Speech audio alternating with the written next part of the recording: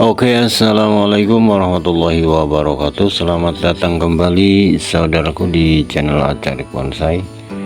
Mudah-mudahan kita selalu diberi kesehatan, selalu diberi kesuksesan, dan selalu diberikan rezeki yang berlimpah. Amin ya rabbal alamin. Di hadapan saya ini sudah ada satu buah bahan ataupun calon bonsai kelapa ya, yang saya program kerdil sejak awal.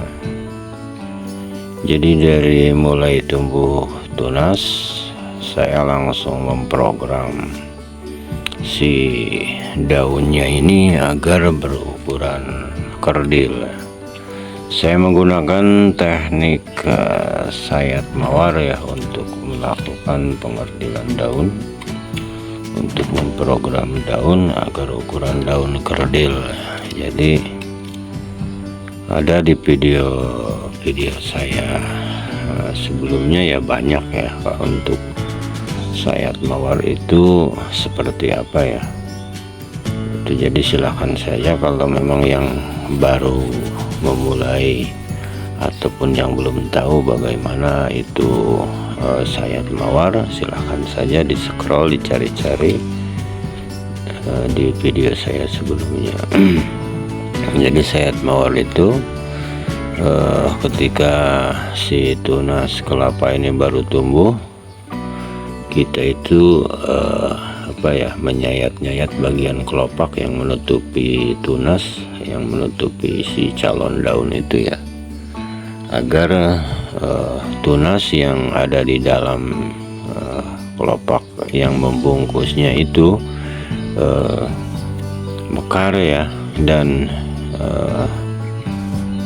mengembang ke samping ya, dan terjadi penuaan ataupun proses penuaan lebih cepat ya. Karena ketika dibuka si kelopak yang menutupi tunas itu, maka akan terkena sinar matahari dan angin ya. Jadi proses penuaan si calon daun itu akan lebih cepat, dan posisinya akan mekar ke samping dan menghasilkan daun yang kerdil seperti ini. Jadi ini sudah lumayan kerdil untuk ukuran daunnya ya. Coba kita lebih dekat lagi agar lebih terlihat ya kekerdilannya ya, bagaimana kerdilnya si daun ini yang sudah diprogram dari awal. Nah, ini untuk ukuran daun ya seperti ini ya. Nah, ini lumayan kerdil. Ini sebagai perbandingan telapak tangan, jadi ukurannya ini lumayan kerdil. Dan ini daunnya itu sudah daun yang keberapa ya, coba kita hitung ya daunnya. Kita hitung daunnya ini 1, 2, 3, 4, 5, 6, 7, 8, 9 dengan tunas ini ya. Jadi jumlahnya sudah 9 berikut tunas ini. Jadi sudah lumayan rimbun, walaupun ini masih bahan, usianya masih sangat muda, karena saya tidak melakukan pruning ataupun pemangkasan pada bagian daun ya. Jadi daunnya ini lumayan rimbun, sudah berjumlah 9 berikut tunas. Untuk mempertahankan ukuran daun agar tetap kerdil seperti ini, tentunya ada cara-cara khusus ataupun trik-trik khusus ya yang harus kita lakukan dalam memprogram bonsai kelapa, terutama untuk menjaga kekerdilan daun ya, ukuran daun. Silahkan disimak sampai selesai ya video ini. Nanti saya akan memberikan tip atau triknya bagaimana cara mengendalikan ukuran daun agar tetap kerdil ya. pada bahan bonsai kelapa programan kita. Namun sebelumnya saya ingatkan kembali bagi saudaraku yang baru menemukan channel Cari Bonsai, saya mohon dukungannya dengan cara like, comment, share, dan subscribe. Dan jangan lupa aktifkan lonceng notifikasinya. Selamat menyaksikan.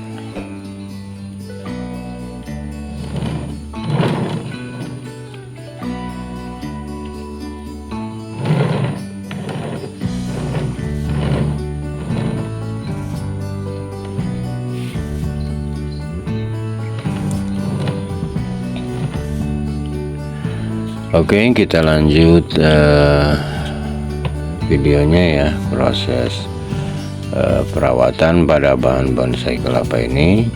Seperti yang dari awal saya sebut tadi ya, saya janjikan bahwa dalam memprogram bahan bonsai kelapa ini tentunya ada cara ataupun triknya ya untuk menjaga agar daun tetap kerdil. Dan caranya yaitu hanya satu menurut saya ya, untuk bahan bonsai kelapa yang sudah diprogram kerdil sejak awal seperti ini, kita konsisten melakukan penyayatan pada bagian tapis. Nah, itu triknya ataupun caranya agar ukuran daun tetap kerdil. Dan pada kesempatan ini saya akan melakukan penyayatan tapis pada bahan bonsai kelapa ini. Tentunya tujuannya ya tadi itu ya, agar ukuran daun tetap kerdil ya, dan seimbang dengan daun-daun yang sebelumnya. Oke, kita lanjut prosesnya. Bagaimana saya melakukan penyayatan tapis pada bahan bonsai kelapa ini. Tapi sebelumnya saya akan coba membersihkan bagian daun dulu, karena ini saya simpan di tempat yang terbuka ya. Ini semalam hujan dan daunnya ini cukup basah, jadi saya coba, takutnya ada kotoran ataupun yang biasanya sih ada semut ataupun telur ulat, dan juga tidak jarang kutu putih ya. Jadi kita bersihkan dulu untuk menjaga kesehatan agar si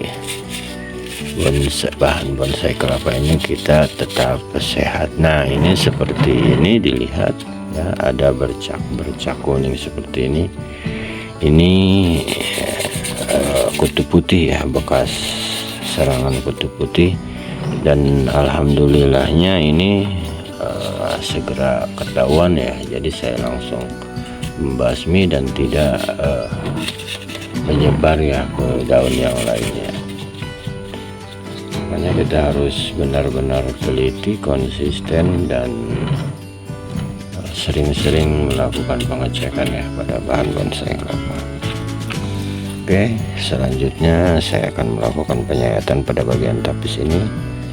Dan perlu diketahui juga, dalam memprogram bonsai kelapa dengan ukuran yang lumayan kerdil seperti ini tuh cukup tantangannya ya lumayan ya, karena proses penyayatannya pun tentunya akan lebih sulit dibandingkan dengan bonsai kelapa yang ukurannya lebih besar dari ini. Untuk melakukan penyayatan pun kita akan kesulitan karena sempit ya. Jadi kita hati-hati dan pelan-pelan saja ya, karena ini beresiko potel kalau kita tidak hati-hati.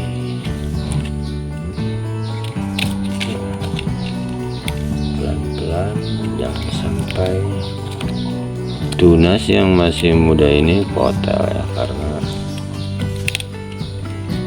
kegores ataupun ketarik ya, bisa kegores oleh pisau, bahkan saat menarik si tapis yang kita sayat ini, kalau tidak hati-hati ini akan bisa fatal ya. Ini kurang tuntas untuk penyayatannya, saya sayat lagi ya sampai ke bawah.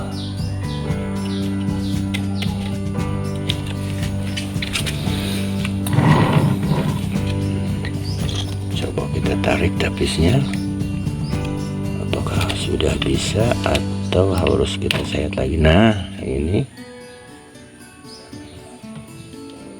tapisnya ya.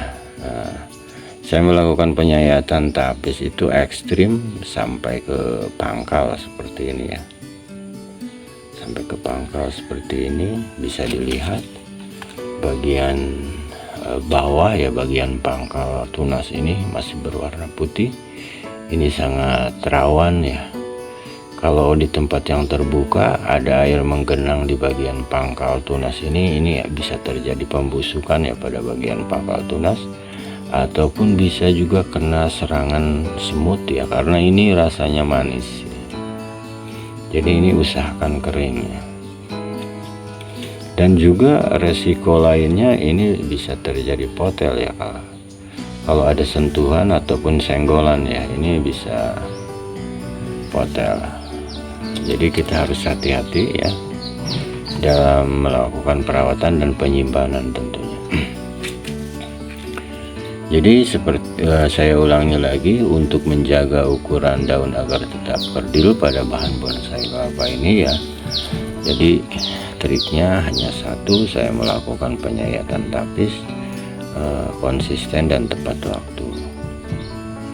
Kalau kita lambat melakukan penyayatan tapis, nanti dengan sendirinya si ukuran daun ini akan kembali ukurannya lebih besar ya.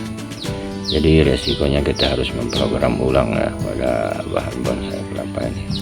Oke saudaraku, itu saja mungkin yang bisa saya bagikan pada kesempatan ini. Mudah-mudahan dokumentasi yang saya bagikan ini memberi manfaat, memberi inspirasi. Saran dan kritik silahkan sampaikan di kolom komentar. Jaga kesehatan, tetap semangat, dan terus berkarya. Salam satu hobi. Assalamualaikum warahmatullahi wabarakatuh.